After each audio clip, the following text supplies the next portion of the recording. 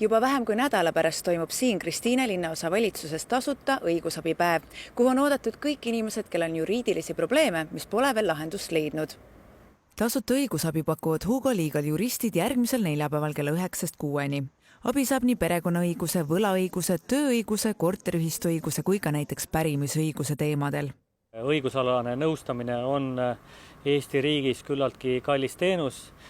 Samal ajal inimestel on väga erinevaid probleeme ja seetõttu on sellise ürituse korraldamine populaarne ja väga vajalik. Erinev on ka varasemate kordadega see, et kui kodanikel on mõni kindel kellaaeg, millal nad saavad kohale tulla, siis ma soovitan helistada telefoninumbril ja broneerida ette külastuse aeg.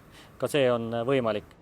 Inimeste mured on erinevad, kuid peamised küsimused kipuvad olema pereõigusega seotud, näiteks hooldusõiguse, suhtluskorra määramise või elatise nõuete kohta. Paraku on paljud inimesed kimpus ka võlgadega ning majanduslikust olukorrast tingituna võivad sellised probleemid aina tihedamaks muutuda.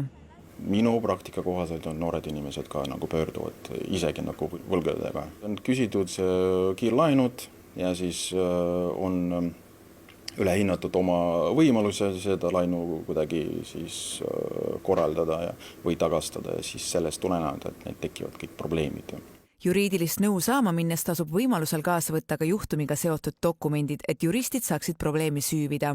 Kui õigusmure pole võimalik kohapeal lahendada, saab edasisele nõustamisele pöörduda Hugo kontoritesse.